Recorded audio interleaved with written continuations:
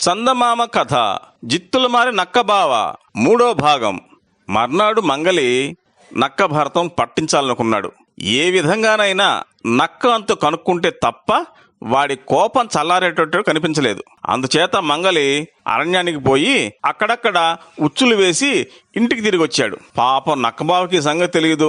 ఎత్తుకొచ్చిన కోడి పెట్టను ఆరగించి నక్కబావ పొదల మాటన సుఖంగా నిద్రపోయింది. తిరిగి చీకటి పడే వేళకు లేచింది. మళ్లీ ఆహారం కోసం వెతుకుతూ వచ్చి మంగలి వేసిన ఉచ్చులో ఒక దానిలో పడిపోయింది. తలంపుగా మళ్లీ నక్కబావకు ఆపద సంభవించింది. ఈ ఆపద నుంచి బయటపడడం ఎట్లాగో నక్కబావకు తోచలేదు. ఉచ్చు వదిలించుకోవడానికి నక్కజిత్తులేమీ పనికి రాలేదు. తెల్లవారగానే మంగలి ఉచ్చులు ఒక్కొక్కడే చూసుకుంటూ వచ్చాడు. ఆఖరికి నక్కబావ చిక్కిన ఉచ్చు కనిపించింది. మంగల్ని చూడగానే నక్కబావ పై ప్రాణాలు పైనే పోయాయి.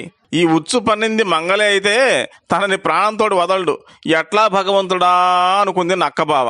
మంగలి మామ నన్ను పట్టుకుంటే నీకేం ఒరుగుతుంది? వాళ్ళు వీళ్ళు నామే చెప్పిన చాడీలు విని ఇంత పని చేస్తావా అన్నది నక్కబావ. నువ్వు పచ్చి దొంగవి. నా ఎద్దుని నీ పొట్టను పెట్టుకున్నావు. నిన్ను తాట ఒలిపించి చర్మం ఎండేయకపోతే నేను మంగళనే కాదా అన్నాడు మంగలి. జరిగింది ఏదో జరిగిపోయింది, ఇక ఎన్నటికి నీ జోలికి రాను, నన్ను వదిలేయి అన్నది నక్కబావ. నీ డొక్క వాలికలు చేసినాక అప్పుడు వదిలేస్తాను అన్నాడు మంగలి.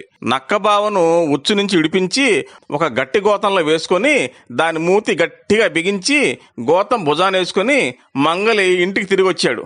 గోతం ఒక పక్కగా పడేసి మంగలి పెళ్ళాన్ని పిలిచి, ఒసేయ్ ఈ గోతాన్ని జాగ్రత్తగా చూస్తుండు, దగ్గరికి వెళ్ళవు సుమా, అందులో ఉన్న దెయ్యం ముక్కు పట్టుకుంటుంది అని చెప్పి కత్తి తీసుకురావడానికి మేదరింటికి వెళ్ళాడు.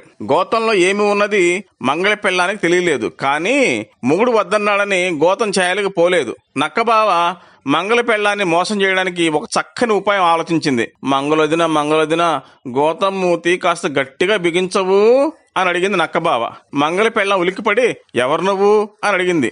నేను ఒక గంధర్వుణ్ణి, శాపం చేత నేను ఈ లోకంలోకి వచ్చాను. మంగళన్నయ్య నన్ను గోతంలో పెట్టి నదిలో పడేస్తే నేను మళ్ళీ మా లోకానికి వెళ్ళిపోతాను. మా లోకంలోకి వెళ్లే వరకు నన్నెవ్వరూ చూడరాదు, చూసిన వాళ్ళు అప్సరసలైపోతారు.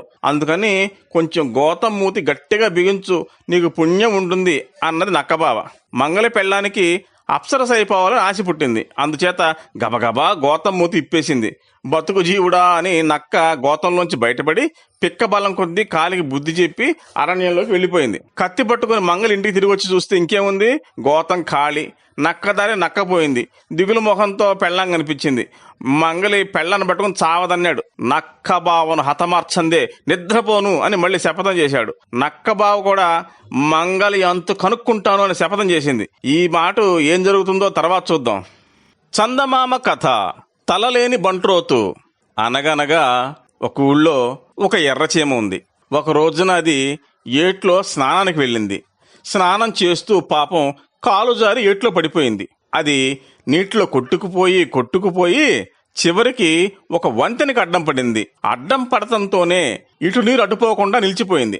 ఈ ప్రమాదం తెచ్చిపెట్టిన దుర్మార్గుడు ఎవరా అని ఆ ఊరు వాళ్ళు కత్తులు కటార్లు ఈటులు తీసుకొని ఏటి దగ్గరికి పరిగెత్తుకుంటూ వచ్చారు. వంతెనకి అడ్డంగా పడి ఉన్న చీమను చూడగానే వాళ్ళకి ఒళ్ళు మండిపోయింది.